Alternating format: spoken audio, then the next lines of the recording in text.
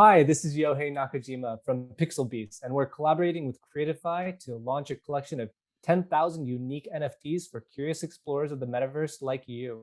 If you're into Edge of NFT, you'll be into this. Yet another edge-pushing project to keep an eye on. Hey, all you NFT curious listeners.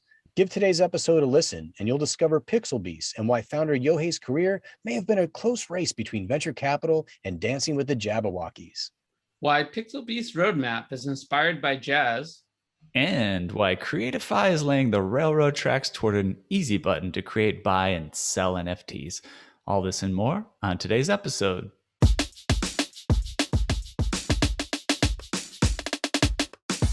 Welcome to the Edge of NFT podcast with your hosts, Jeff Kelly, Ethan Janney, and Josh Krieger. We aim to bring you not only the top 1% of what's going on with NFTs today, but what will stand the test of time. We explore the nuts and bolts and the business side, but also the human element of how NFTs are changing the way we interact with the things that we love. This podcast is for the futurists and dreamers, the disruptors and creators, the fans and connectors, and the makers and doers that are pumped about this ecosystem and driving where it goes next.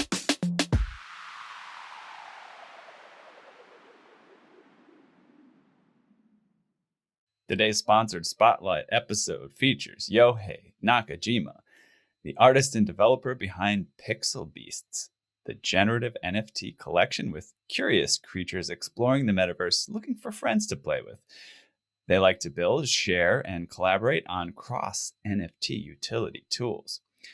Yohei is an early-stage venture capitalist who is known for hacking together prototypes of various tools and sharing the process. He literally wrote the code for the open source Tango NFT project. With PixelBeasts, he is bringing together a community of VCs, founders, and collectors interested in learning about the Web3 ecosystem alongside him. Yohei, welcome to Edge of NFT. Yeah, it's awesome to have you here, man. And I have the privilege often to have a little chat with some of our guests before they come on the show. So I got a sneak preview of your background and what you're up to. And I'm personally really excited. I think when a lot of people think about venture capitalists, they don't think of hackers that are going in there and creating code and tools for developers and all sorts of cool stuff. So you're definitely cut from some different cloth, which is what we like to see in the NFT world. So tell us, let's just start from the beginning. How did you hear about NFTs and how did you get involved in all this fun stuff? Yeah, being a VC, obviously, crypto, been tracking for a while, DeFi, Bitcoin. I was aware of CryptoKitties and CryptoPunks back, but really started, paying attention, I think around February when there was that kind of initial bump. And, even went through the process of like going through minting, looked up Mintable, Rarible, Cargo, OpenSea, and like went through the process of going through actually just, minting a test NFT. And that was around, I think, February. Yeah, it's really fascinating to just kind of hear you speak it out loud, right? That we've kind of all been through the same journey, right? And it's kind of like everybody got set on a foot race, at the same place. And, some people sifted through the information more quickly and got their bearings quickly. And some people sort of had a little bit of a head start because of their background. But yeah, it's been an interesting journey for everyone. It's literally just kind of searching for information, making connections with people that might be useful, and also playing, get your hands dirty. Where did the idea for PixelBeasts come from? Is that something that's been in your head for a while, or did it just pop in there one day in the shower? No. To be honest, I think like PixelBeasts exist. Like I made the first drawing before the concept existed. I have always been a doodler. So if you look at my notes from class, it has little animals on the side. Right? I don't have the attention span to draw a really huge piece of art. Lots of respect for true artists who do, but I've been doodling my whole life, and I've done a lot of pixel art too. So then when I was looking up CryptoPunks, I got fascinated by this idea of a 24 by 24 canvas and like how little you can do in it. So I thought, what, that sounds like fun. Sounds like something I could do before I go to bed, and sat down, opened up Photoshop, thought I'd draw for like 15 minutes. That turned into like a 4-hour session where I ended up drawing like 200 layers. Next night, I was like, well, I have enough layers. I might as well see if I can write some generative code. And next thing I knew, I had all the working pieces for 10K project. Beautiful. Just curious, like, where do you write the generative code? Does it happen in like a JavaScript application or something So like that? for PixelBeast, I wrote it in Python. There are some really cool projects that are taking the actual kind of transaction address and generating art based on that. Really cool. I'm not doing that. I'm generating all 10,000 ahead of time, and then you're picking one random one when you mint, which is also true for other projects. Right. That's cool. Yeah, man. So you mentioned 10K projects. So this is some lexicon that's becoming more and more common now. You know, all these projects are doing that. Is that how many unique NFTs you'll be generating from the project? Yeah, I'll be doing 10K. A That's lot of it awesome. was inspired by CryptoPunk. So, it's Yeah. the backgrounds are not an attribute. It's 24 by 24 pixels each. It's pretty hard, black, bold lines. Yeah. Yeah. So some big inspirations there. What are some of those fun attributes, man? Like, and also one of the things that I think people are becoming more and more aware of are the visible attributes and the invisible attributes. Like, what are the things behind the scenes that are driving rarities and whatnot? What can you share about the attributes? Yeah, I think, just having followed the space, there's been so many exciting ideas. Loot obviously was a big one that we all saw. And I think that was kind of an inspiration for adding a lot of what I call invisible attributes on the Pixel Beasts. But in addition to the visible attributes, which is 41 base beasts and, visible attributes like hats and shirts, I have 6 invisible attribute types. And these are, I call them invisible attributes because you can't see them in the image, but you can call them with an API and get the data. My favorite by far is that each pixel beast has a best friend and a nemesis. So that's 5,000 pairs of best friends and 5,000 pairs of nemesis. I don't That's know awesome. exactly what I'm going to do with it, but I think there's a lot of fun things you can do.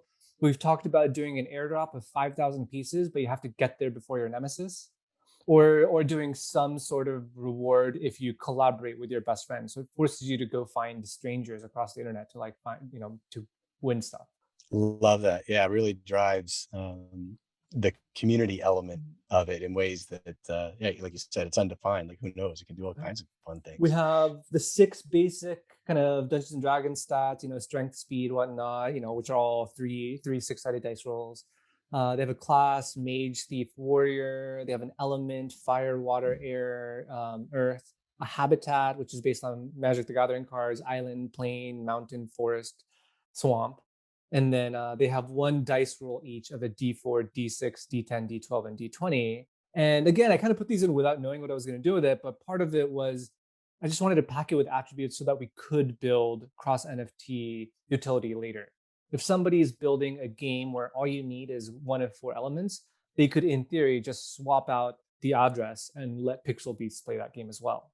Yeah, man. You know what it reminds me, and I think we've talked about this once before, of like character development in screenwriting, where you develop an entire backstory, right, to this character. You only see this character in front of you doing the things within that, half hour that you're seeing them on a show, or a couple hours in a movie, right? But there's an entire history usually written about them, that fills them with reality, basically, right? This reminds me of that, right? When you're talking about these things, the Yeah. hidden attributes and whatnot, and just how deep you could really go with that if you wanted to. You could look at core values, right? I know Gary V's Mhm. NFTs, a lot of them are rooted in these individual values. But what about the entire set of core values that drive a particular, character, Mhm. if you will? Is it empathy and grit, or other, I don't know, there's It's something funny. really It's funny fun you in there. brought that up because I did find a huge list of personality traits for non-playable characters, and I did consider putting in personalities into the Pixel Beast. But Yeah.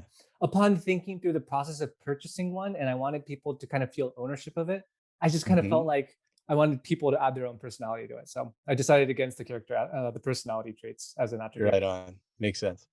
Yeah. Interesting. Let's sort of go into the roadmap a little bit. Give us a sneak peek at some of the benefits and utility that you're conjuring up for owning one of these Pixel Beats, or maybe not owning one, but 20.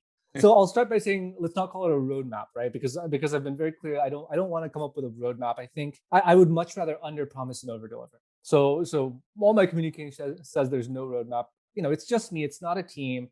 I'm building. That's why I built all the utility myself. I'm running a fund and I'm doing this. This is my side project. This is how I learn. And I'm bringing people alongside me.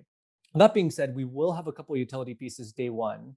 I know in the intro, the Tango project was mentioned. These were just kind of hacky prototypes, but for people who don't know, Tango NFT is a private chat room for every NFT collection. that requires no setup by the collection owner. So if you log in with MetaMask, whatever NFTs you own, the collections those are in are the rooms you have access to. So if That's I great. have a more loot NFT, the moment I go in, it sees that I have that. Gives me access to more loot room. If I go in, I type a chat, only people with more loot can see it. So on with the Robotos, Lazy Lions, what CryptoPunks, whatever you want to call it. And that was a quick hack that probably took me 2 nights to do. I pushed it out, open sourced it, and we got a lot of people coming to me saying, "Hey, I want to help build this, or I'm building a different version of this." So going back to utilities, one of the big utilities for PixelBeasts is going to be experimenting with various token-gated tools. This is a way for me as a VC to learn about these tools and experiments, and essentially everybody who has a PixelBeast is along the ride with me. So we have a couple of startups we're talking to that I'm excited to announce shortly on the token-gated tools about being kind of the first to test them out. We have our own token-gated tool called Beastopia. This is different from Tango in that this is just for PixelBeast holders. And then I think last night, or 2 nights ago, I actually built Tango into Beastopia. And I know this gets kind of confusing, but what that means is within Beastopia, each collection has its own room. So if you find the CryptoPunks room within Beastopia, you actually have to have a Pixel Beast and a CryptoPunks to go in. And the whole idea came up because somebody in the Pixel Beast Discord was wondering who else in the group had friends with benefits. And this whole started a whole conversation of wouldn't it be nice to find other holders of the NF collections you're in when you're in a certain community. So so the Tango within Beastopia is a feature to help people find other community members that you're in the community with alongside others. Now the question is, which of those communities do you get to be in besides the which other NFTs do you own that would get you into various communities? Any examples? Which ones do I own? That's a good question. I have a Robotos. I have a Koala Intelligence Agency. I have not minted my Woody's Mint Pass, and I got a couple others like a Farmer's Market, a Kokeshi, Cool. more Oh, loot. I love those kokeshis. I don't know what happened with that project, and I don't think people have realized how cool it is. Yeah, we have a handful of those as a It group didn't here. blow Yeah. up, but I like him. Yeah, I have two little girls. I mean Japanese, so they're half Japanese, and I thought worst case scenario, it's a perfect gift for them. No, totally. They're super cool. I was just to elaborate on that question that I asked earlier. Just to clarify too, is there some way for you to get access to those private chat groups that you don't hold the NFTs? Are you excluded as well? Yes, I am. Yeah, and so it's I mean, that kind of decentralized in terms of the. I could have being in control of the code. I could give myself access to all the rooms just by saying if it's this specific wallet ID, show them all the rooms. But yeah, it does. I am excluded from those rooms. No, it's an important clarification. Super cool feature that you came up with. And I'm sure there's all sorts of other fun stuff that will be part of the PixelBeast ecosystem over time. It's definitely not part of the roadmap because I haven't even figured out how I'm going to make it happen. But I did design this like massive multiplayer fantasy board game that I really want to make happen. But we'll go into that when I get a little more details. Yeah, so cool. It's really PixelBeast / Yohei's hacker journey. I love it. One of the interesting things we'll go into more later. We'll actually have Michael, the founder of Creatify, on the show. But just briefly, why did you end up choosing that platform? I think it's an interesting backstory. Yeah, well, I had mentioned back in February, I went through the collection of minting a collection. It was a silly concept called, I think I called it the numbers collection. And it was 1 through 10. There was only one, there was 2 2s, 3 3s. So I went through that whole process, but when I did it, I actually made a pretty significant minting error, and I minted my collection twice, which means I paid extra $350. But this was my first foray into it. It was such a bad experience. And to have made a mistake that cost me money, and just thinking through other people getting into the space, I just realized, God, this is really broken. And then I connected with Michael, who were just so passionate about solving that specific problem and the UI and making this NFT space more welcoming to other people. And he's done that before in other industries, helping people take their art and sell physical products from it. So just given his background and his passion for the specific problem that I had experienced, combined with just how excited I was for the NFT space, I was really excited to work with Creatify as an investor. And then the PixelBeast project was actually in parallel. I drew those completely separate from Creatify. But when I realized I had Michael and these guys right by my side, I obviously went to them first and said, hey, I got some art. Should we do it together? So cool. Yeah, cool. Maybe later we'll get a little bit deeper into that connection story when we bring Michael on, how you guys met or something. But I'm curious, like how you're collaborating with early stage startups and expanding your community. Yeah, so I think with the Tango project, it attracted a lot of developers. What's interesting is I'm not a great coder by any means. Like I'm good at hacking prototypes together. So Tango is built like pretty shitty code. Like I use PHP because like I'm faster writing it. But what happened was a lot of devs reached out to me saying, hey, I didn't realize I could build for Web3 because I don't use any Web3 code. I just use JavaScript API to ping MetaMask and OpenSea. So what's great is that I have a couple of developers interested in building for Web3, and for every startup, that's a value add. So anytime a startup comes to me or come across them, I reach out, jump on a call, and post about their startup to our PixelBeasts community in our Discord and say, hey, if you're looking for startups to work with, here's some fun ones I've come across. So that's just one way we try to help the startups that are already building in this space. On the investor side as well, having worked pretty closely, my background, I've worked with Disney on the Disney Accelerator. I worked with Nintendo for a couple of years. So I have a pretty deep kind of entertainment media VC network, half of which, haven't touched Web3, but they're all interested, especially with NFTs.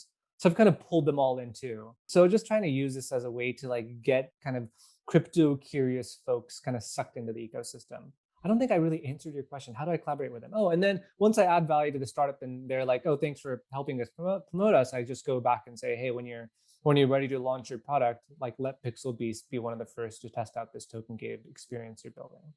Yeah, that's cool. Yeah, it's interesting too how, it seems like the future's wide open for this project, but at the same time, aside from a lot of the other projects we see, there does seem to be developing a theme around, entrepreneurship and investment and tech investment, right? Even though it's like a potentially like a character based, role playing game at some point, there's also the sort of this piece of like bringing the community together around, tech investors and people interested in NFTs from that aspect of things. So excited about that piece of it. That's very interesting. Yeah, I'd say to summarize it, it is like kind of the startup ecosystem, VCs and founders, plus I'd say the no code ecosystem, kind of the no, because I'm a pretty big no coder. So a lot of there's no code tools that are building MetaMask login functionality. So those people I'm connecting with pretty quickly. So kind of a startup ecosystem meets no code ecosystem meets like we're just learning about Web3 community kind of combined is what PixelBeasts has turned into. Right. You ever check out the Indie Hackers podcast? Are you familiar with that podcast? Yeah. Yeah, that's interesting. I was trying to imagine if you'd be a good guest, right? They're kind of like anti-VC over there, but they're also pro no code. So it's a very interesting mix of interests. For anybody who's not familiar, definitely check out the Indie Hackers podcast. It's basically founded by a guy who went through Y Combinator and decided, hey, I don't know if I need VC startup type of project. I could sort of just start a business that funds my lifestyle, and it sort of supported a community like that. Long story short, though, he ended up being acquired by Stripe, which is kind of kind of back to the original idea. But yeah, cool stuff. Well, yeah, I'd love to back up for a second and talk a little bit more about the idea, the larger philosophy of not having a roadmap, and what that means, now and in the future for PixelBeasts. Yeah, I've always used this analogy for as long as I can. Some people who know me well probably hate it, but I use this analogy of being a classical music player versus a jazz musical player. And that like a really good classical music player has sheet music in front of them and they play it perfectly, and like it's in the nuance about is where their skills are. Versus a jazz player, you set them on a stage and you can somebody else can jump on stage, and a good jazz player just jams with whatever else sound is happening around them. And I've always like took the philosophy of wanting to be more like a jazz player. I said there's great classical music players. My brother's one. He had like a 10-year roadmap to becoming a celebrity chef, and he became one. So that's great. But I've always been like my ideal next 5 years is like a 5-year plan. Like if I can guess today where I'm in 5 years, I failed.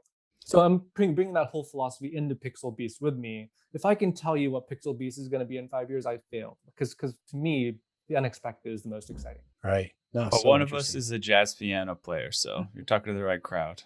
That's right. Indeed. That's amazing, man. Yeah, it'll be fun. I think I don't know where it's gonna go, but I'm having a ton of fun with it, and I think a lot, the people who've jumped on board are having fun with me, and I mean, I'm Web3 is gonna be a lot of places, so we'll figure out as we go. There's just so much information, so having people to learn alongside has been really nice.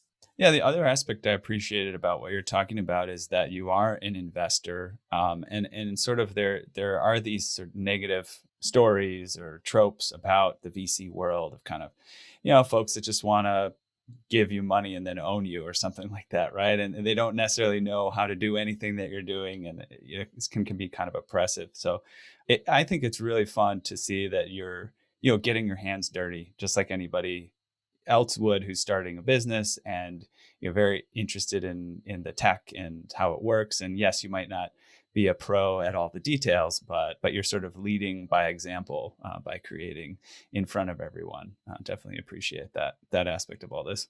Yeah, and my goal is to just share as much as possible. So like pretty much all the code I write will be open sourced. All the templates I use for design will be open sourced. Hopefully it'll help some other people who run projects like, find inspiration to help theirs. Another utility again, like it's hard. It's like Mike, who you'll talk to in a second, is always like, "Yo, hey, you need to put all the utilities in one place." I'm like, I can't because I come up with new ones every day. But we also decided to do a weekly Beastopia, so it'll be kind of a weekly event in a virtual setting that you can kind of walk around with and meet people. So we found a couple of platforms around that. So that's another utility we'll be doing. Again, I'll probably do some office hours. I'll find some VCs and friends to do private talks. Nice, man. Yeah, it should be good. It's amazing stuff. Well, look, man, we've been talking about this, project and everything you're doing, all the associated projects, but let's take a step back and you put your VC hat on for a second, and let us know like what other projects or platforms that we didn't touch on today are getting you jazzed. Like, what are you pumped about? I'll be honest, if I put my VC hat on, part of me is like, I like NFT ecosystem is so challenging to track. Right. But I have a very clear eye on like which projects I like as like an individual. I don't know how to look at NFT projects as a VC. NFT startups and technologies I know. But anyways, as an individual, Cool Cats is definitely my favorite blue chip. I just love the community. I love the drawing. I love cute stuff. So on the blue chip side, respect apes and punks, but Cool Cats is my favorite. And then I'm a huge fan of what Woody's is doing. I just think the way they communicate, there's something about like, I think in entertainment, building an entertainment brand, there's something about not letting people see behind the curtain and trying to give people like a magical experience. And I think it's really hard to do that because NFTs are all about authenticity. So people want to hear from the developers on the challenges. But having looked at a lot of projects, I think Woody's done a really good job of consistently communicating as a brand. And I never feel like I'm peeking behind like the curtain at Woody's. And I think they're doing a pretty good job with that. Nice. Well, we'll keep an eye out. And look, man, we're also going to keep a big eye out for everything that's happening with PixelBeasts. Really excited about it. But All for the right. Yeah. moment, yeah, man, what we want to do is to get your personal perspective on some things. We got these questions called Edge Quick Hitters. We'd love to dive in on them. They're kind of a fun, quick way to get to know you. 10 questions. We're looking for short, single word or few word answers, but feel free to expand if you get the urge. You All ready? right. All right, man. Let's do it. All right. Question number one. What is the first thing you remember ever purchasing in your life? So I'm not sure, but the first thing that popped to mind was Magic cards, probably Mirage edition, like a pack of Magic cards. Quite appropriate. Question number two. What is the first thing you remember ever selling in your life? I'm pretty sure it was also a Magic card. I'm pretty sure it was a nightmare, actually. What made it a nightmare? No, like the card was a nightmare. Oh, the nightmare card. Yeah. Perfect. It's a MARE. Yeah. And around yes, what of age course. would that have happened, and who would you have sold it to? Just curious. That would have been elementary school. I don't know if it was for real cash, but I remember getting a nightmare in a booster pack, and I was really excited. But like, I didn't play black, and my friends really wanted it. So that was like the first time I like got something that my friend wanted, and like So I remember a trade happening. I just remember that specific one, like getting a really That's rare card in a booster awesome. pack. Speaking of being like a kid and like trading and selling things and not knowing exactly what's going on, I have to bring this out in an episode, and this is the right time, I think. My son, who's 3 years old, made his first purchase the other day. We went to like a resale shop where they have like like housewares, because we're doing some remodeling in our house. He found these little trinkets. They were just kind of like little treasures, these little golden things that you put on stuff. and he found one. And he asked if he could buy it with his dollar that he had, because they were $1. We look at things for the dollar.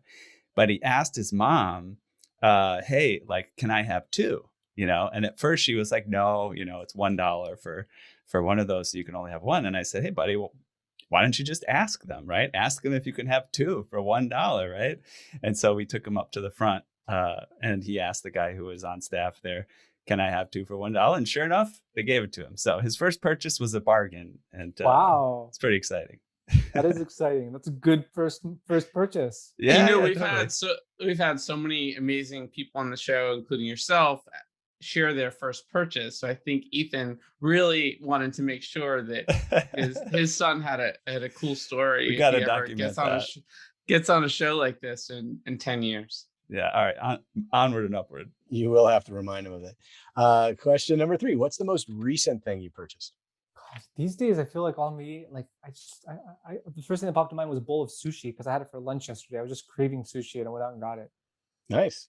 Yeah. I feel like, we don't get the literal most recent thing people purchased often, right? Maybe people want to really elevate like the craziest thing, but we appreciate it. I just automatically paid my gas bill. That's what we want. What did you actually do? I guess we're both as koalas. Yeah, there's a couple OpenSea purchases. Exactly. Question 4. What is the most recent thing you sold? The recent thing I sold is probably like big thing I sold is probably a car. I mean, we got rid of a car, so I'd say that's a pretty big thing. Notice a trend. Yeah, we had a few guests recently moving cars. Was it a Tesla? No, it was not. It was a Prius, actually. Okay. Right. Similar vein. Number 5. What is your most prized possession? I don't have many prized possessions, but I have this pirate ship that's behind me that's been sitting there for 6 years now, and I just feel like I can never move it. I've been remote for 6 years, so everybody I work with has seen a pirate ship. All right, this is also something I have to bring up that's kind of interesting here. So I've been noticing that pirate ship in your background. And of course, because we're all into crypto, we've probably seen Michael Saylor, right? Like talking about crypto and Bitcoin and stuff. If you ever noticed, there's always like an actual ship, right? Like in his background. Have you noticed that? So I think that Michael Saylor's seed phrase. That's what I think. And I think it's got the word, the word ship in it. Yeah. Nice. Moving on, guys. Okay, question number 6. If you could buy anything in the world, digital, physical, service, and experience that's currently for sale, what would that be? Probably some big piece of land in nature. And would you get the digital equivalent to that as well? I'd be open to it, but no, it's okay. I don't need it yet. But there are some cool companies. Fabrica Land is a startup that's doing kind of digital titles on the Ethereum chain. Oh yeah, I totally know those guys. Oh, do you? That's cool. Now, on this piece of land, would you want to just enjoy that land or build a home on that? Yeah, build a home. I think if it's big enough, if I had all the money in the world, absolutely, build a home, build a place for people to stay, but like a little bit far from my home, and then a place for people to hang out, and then do some organic farming. Clearly, but make sure I have really, really fast Wi-Fi. Where in the world do you think it would be? Sort of like I do United like States. Yeah, I like being near big bodies of water. It doesn't have to be the United States. I feel like somewhere like New Zealand would be beautiful too, but family is in the US, so yeah, I don't know. I think a lot of discussions to happen to decide, I guess. Maybe in the near future. I would do California too, just because got a lot of family down there.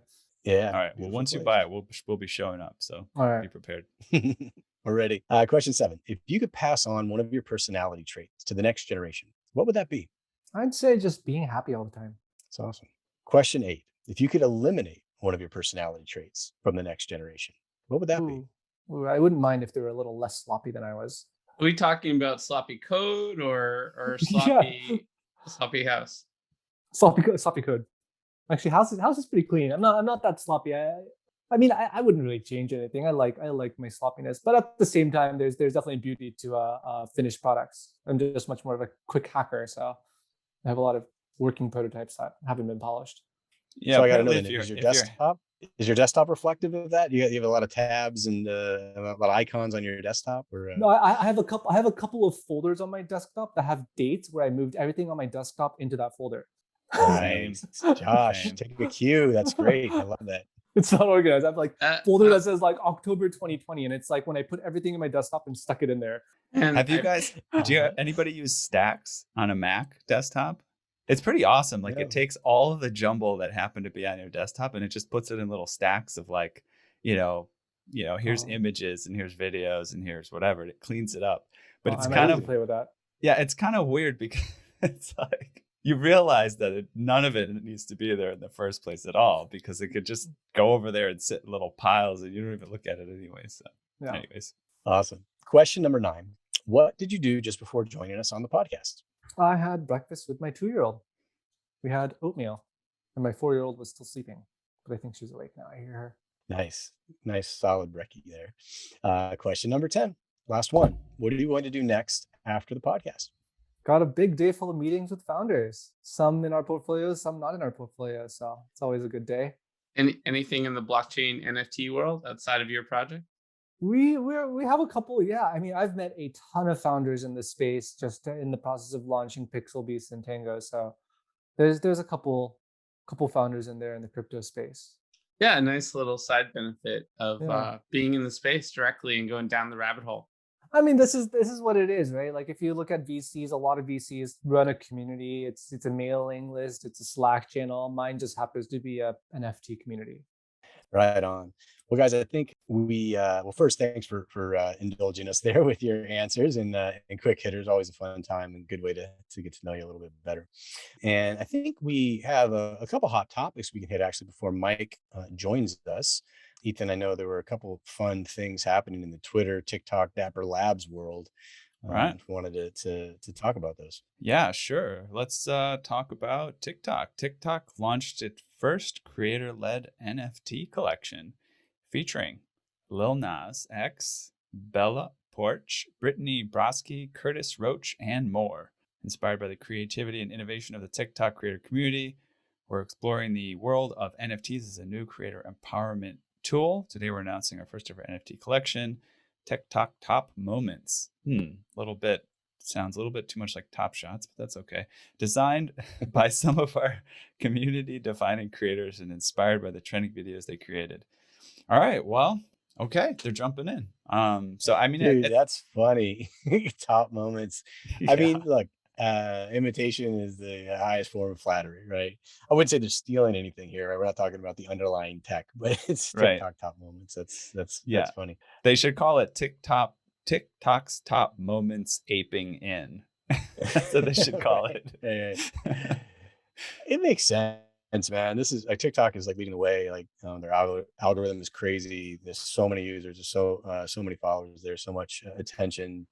It just makes sense that they would incorporate NFTs into the mix. They're also relatively fast moving and I think an innovative company. One of the things I was talking about on the panel earlier today for NFTCon was, the difference between a company building a crypto native solution from the ground up versus an established company trying to incorporate it, into the business and bringing with it a lot of the following of its community and the infrastructure of a big organization and just the pros and cons of it. And I feel like TikTok, even though it's been around a minute and is a big company and doing a lot of things, has demonstrated capability to evolve quickly and iterate and deploy stuff that its community wants. And I think NFTs are right in there. We'll see. Time will tell about how well they do that, but I think this is a great first start.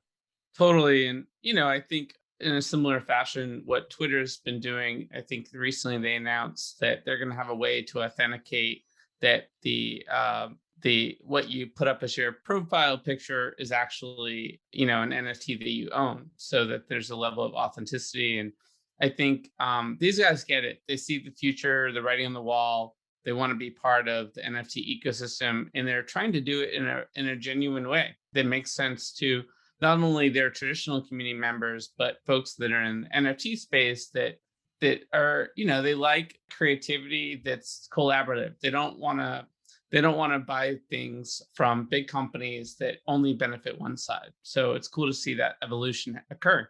What do you think? You're going to start NFTing things on TikTok, or is that I don't know. It'll be interesting to see. I feel like the big companies are struggling to like get like traction in the space. I think the newer people, I feel like, do get excited about kind of the launches if there's a celebrity attached. But it feels to me like the people who've been around the space, some of the whales who are moving some of the bigger chunks around, like they don't love buying into corporate run projects is what I've seen. But I'm excited that they're buying in. I do think there's a lot of opportunity, and I think the way TikTok's doing it is right. I think focusing on really the creator and building opportunities for them. I did Cool. used to be a dancer though, so maybe I do have to do a TikTok NFT. Oh, nice. Oh, What kind nice, of man. dancing? I was a competitive hip hop dancer in high school. Nice. That's Nice, exciting. dude.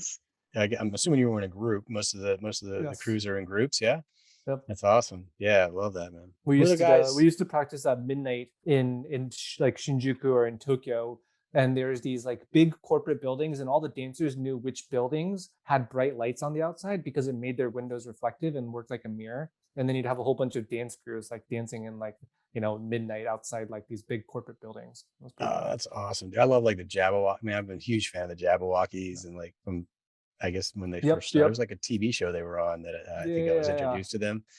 Yeah, that's so much fun. That's cool. Amazing. Well, I think Somebody showed up here in the yeah, we got somebody the here. video windows. We got like Yeah. a special Yeah. guest here coming in. It looks like we Should do. we say have hi? Yeah. Mike. Nice, man. I love the fact that Yohei was a dancer and a hip hop dancer when he was younger. It reminds me of when I was a guitarist in rock bands. It's like, there's this common thread of, creativity and, self-expression and everything from these great minds that have jumped into tech, right? It's like people want to create the new universe and empower, people, and they came from the creative, cloth themselves. So I'd love to see some videos, Yohei. You must send them in the PixelBeast Telegram to get people even more. I will share some. The PixelBeast Discord. I'm sorry. Yeah, That'll get people. one of the things I did during one summer when I was growing up is I took a magic class. I also think that there's an element of magic in the room when we were talking about this space and all this convergent technology. Yeah, man. So we do have Mike here, and we're really fortunate because he is the founder of the primary hot topic that we're going to be discussing today, and that is Creatify. Mike founded Creatify, which is the easiest way to create, buy, and sell NFTs by lowering the barriers to entry. And I think we have a video actually that we can show to give a little background to our listeners and then anybody that catches this on YouTube. Sounds good. Ethan, Yeah, let's pull that up. have one queued up. Awesome.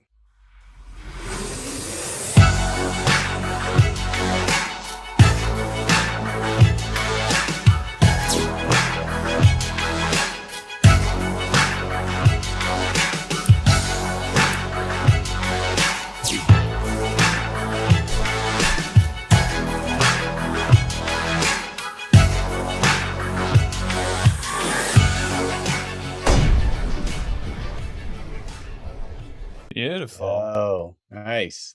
Yeah. I felt like some dance. I felt like we might see some dancing come out of that. I don't know. He didn't give us anything, but I was hoping. Man, It's a that's little something early. else. It's a little early for that. It's a little early. But yeah, and for those listening, some things in the video that we could see there is like somebody able to potentially purchase an NFT with their bank account or a credit card, right, or crypto, and it looks like the main thing that's coming across in a video like that is just facilitating the usage and purchasing and transactionality of NFTs just for anybody, that they don't have to really think about investigating something they don't already understand. Yeah. Or like a 12-step crypto wallet process. It's tough. It's like, even when I first started, I was like, you have to do what? And then like you're questioning, you hear all these things about everything getting hacked, and you're like, is this the right place for me to make a crypto wallet? It's like you have to do all your research, ask your friends, and then like, that they scare the hell out of you with like, oh, remember this 12 or 16 character or 16 word passcode, and if you lose it, you lose everything. Like, it's like Creatify is not gonna scare the hell out of people. We're gonna keep your stuff safe, and we're gonna let you come and create and buy and sell NFTs super easily. Yeah, man, it feels like it's something we're heavily in need of today as we try to bring more people into the fold. So well, let's talk more specifically about how Creatify is building the railroad for the NFT system, and also like how much does it even cost to make an NFT with Creatify? Yeah, I mean, great questions. I'll answer the last one first. I mean, it costs absolutely nothing to create an NFT with Creatify. And the railroad question is awesome because that happened almost by accident. I'll caveat into like a little 1 minute, 2 minute story here where my last company was a marketplace that had about 1 million online stores, famous brands like Netflix, T-Mobile, Black Eyed Peas, Will.i.am, Kiss, and they created over 100 million products in the platform. And it was print on demand. So people would upload an image on a t-shirt, sell it online. It was done in a very green manner. And then, we wrestled with the same problem Amazon, Shopify, Alibaba all wrestled with, where sometimes users don't always do what they should, right? They took, images of Mickey Mouse, put it on a t-shirt, try to sell it without Walt Disney's permission. Now, we all know that's a no-no. As we talked about earlier, I was a guitarist in bands at a very young age, and then also ran a record label. So I saw both sides of the intellectual property, value and what was right and what to do. And so I said, this isn't right. We should try and stop this. And when blockchain was super hot in San Francisco, 2016, we started building a solution on the blockchain to help mitigate intellectual property theft. We wanted to take the image, put it on the blockchain, let the whole world know that there's one source of truth. This is the image. This is the intellectual property owner. Here it is. Here's the rules and how it can be used. And then life is much better without as much intellectual property theft. And so this was a great concept. Some people got behind it, but then the bear market came in 2018 and we kind of just put it on pause, continued with Rage On's trajectory.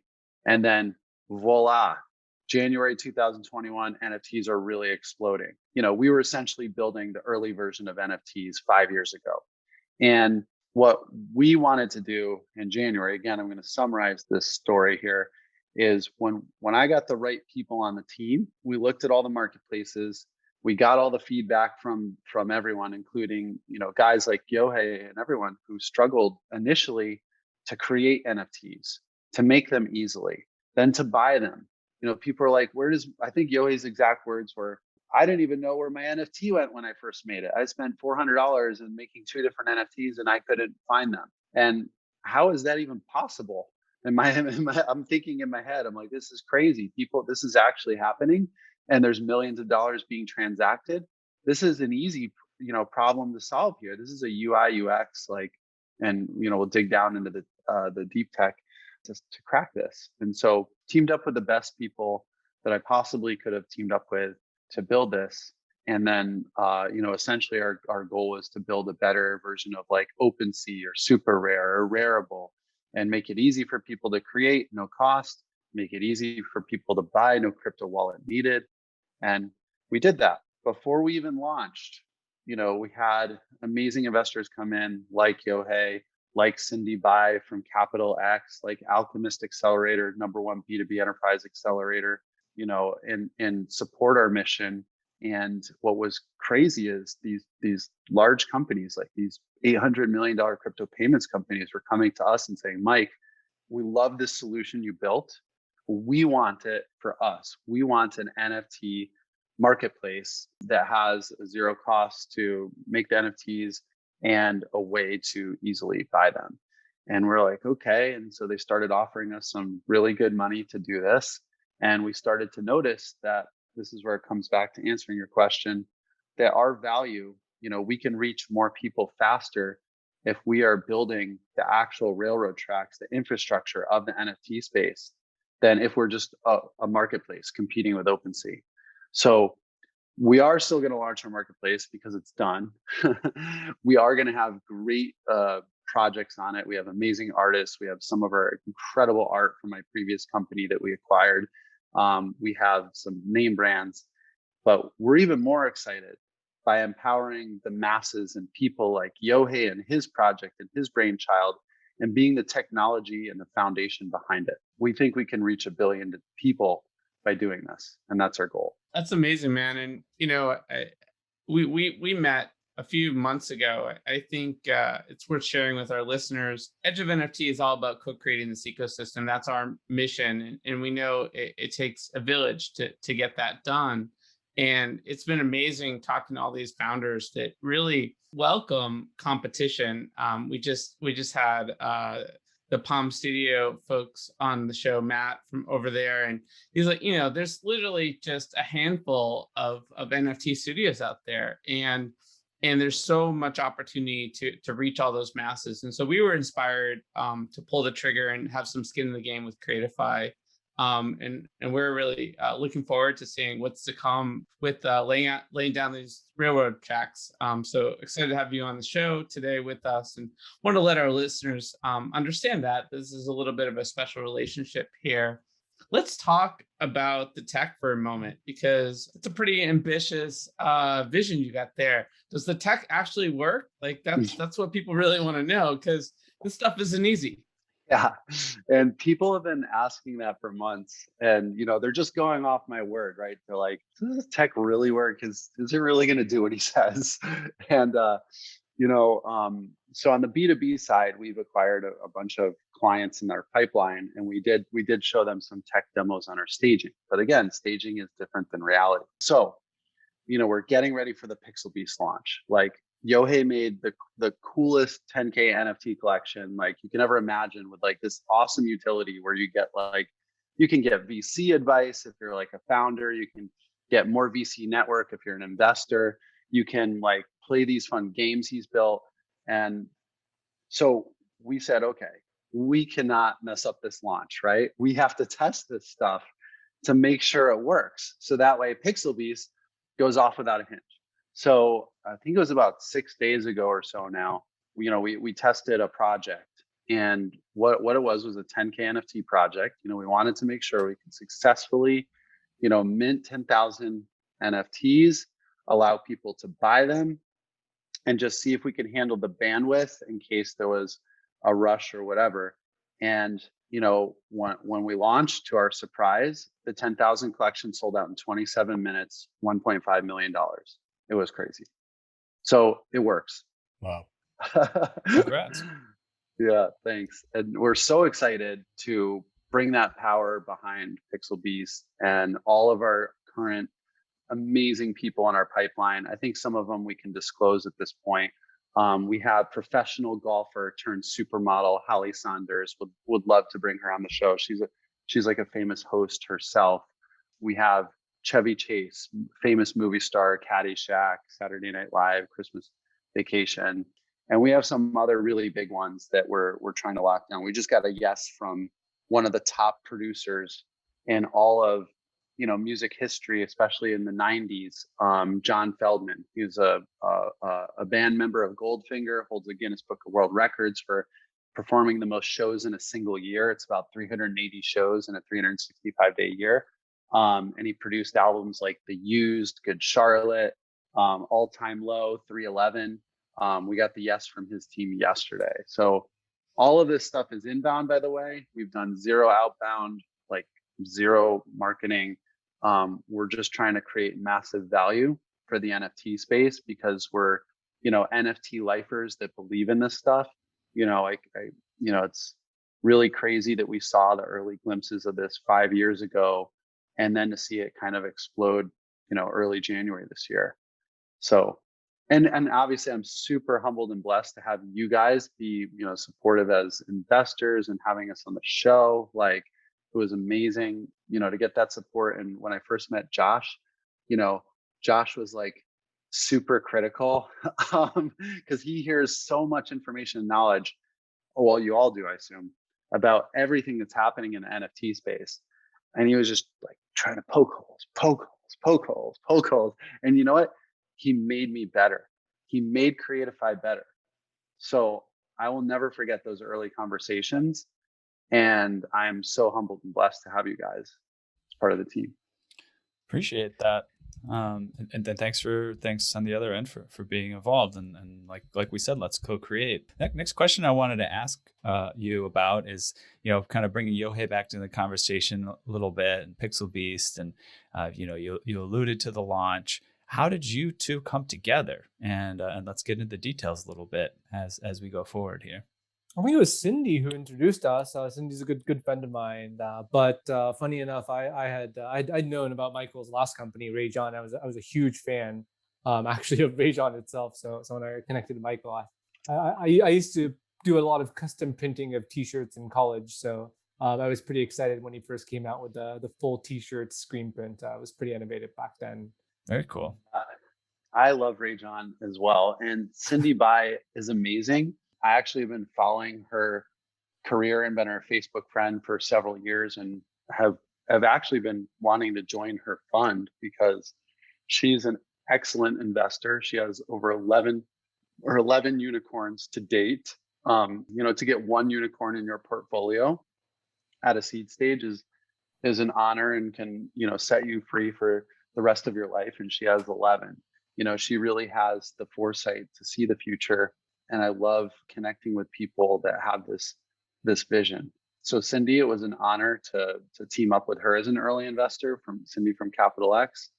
Yeah, she introduced me to Yohei, and Yohei and I clicked right off the bat. Our first conversation, I was like, he loved the pain points we're solving. He had the pain points. I commonly reference, Yohei as, the ideal investor that I'd want. By the way, any startups out there, any founders, Yohei from Untapped VC is one of the most value-added investors I've ever worked with in my life. I've worked with over 100 investors into just my companies alone, probably thousands within my ecosystem. And Yohei's easily top 5-10, like easily. So That's he's too kind. Thank you for saying amazing. That. Beautiful. And then when Yohei leaves, we can say other stuff about him, I suppose. Exactly. But yeah, that's great.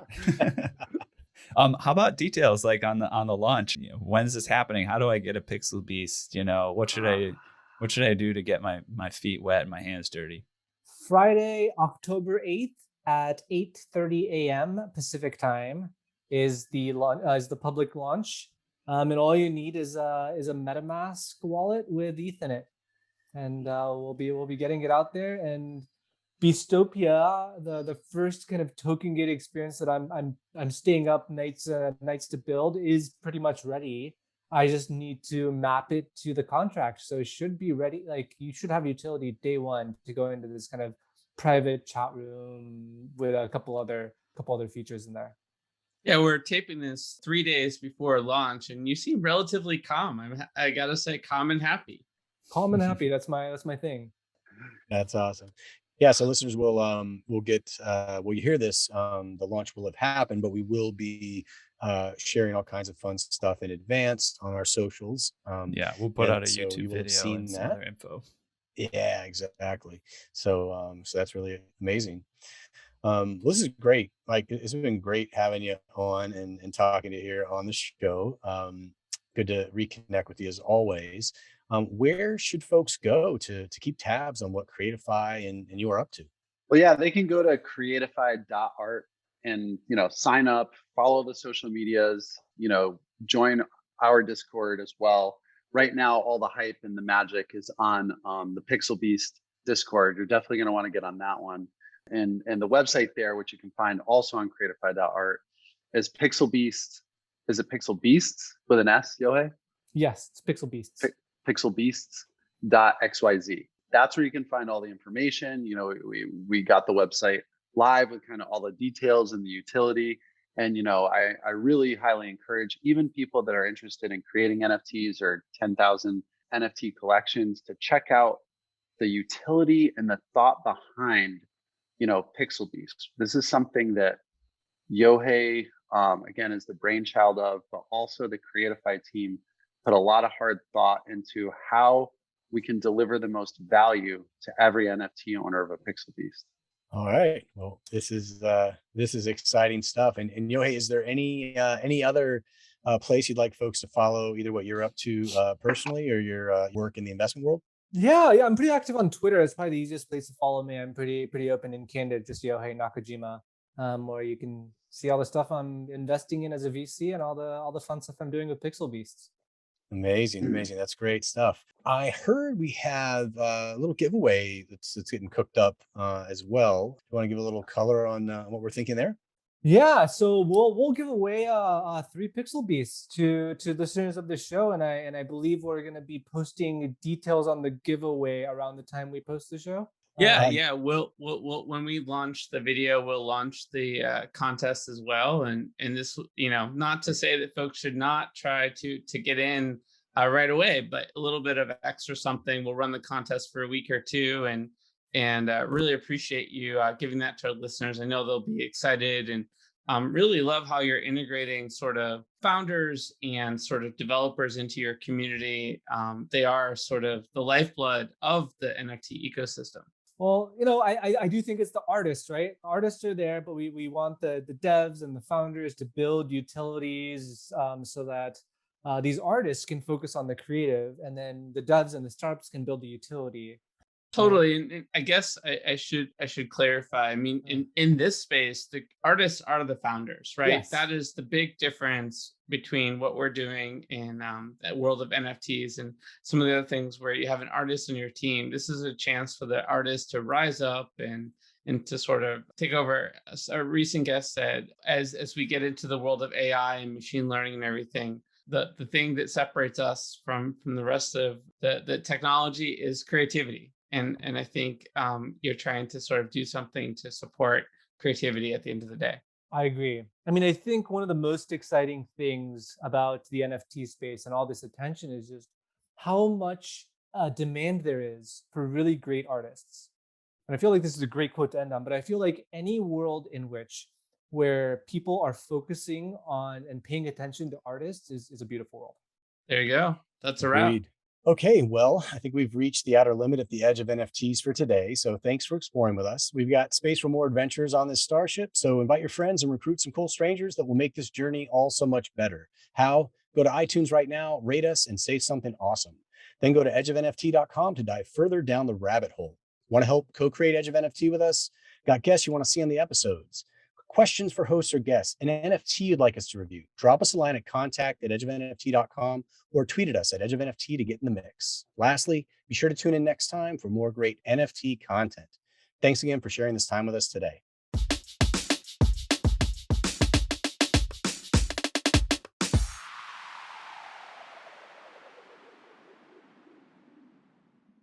This episode was sponsored by PixelBeasts. The creators of Edge of NFT will be compensated to support the production costs associated with the program. We are very selective when deciding who to have on these shows, but we're learning as we go, just like you. The views expressed are for educational, informational, and entertainment purposes only, and are not intended to serve as an endorsement or investment advice. You are urged to do your own research, as well as consult a reputable financial advisor before making any investment or purchase decision.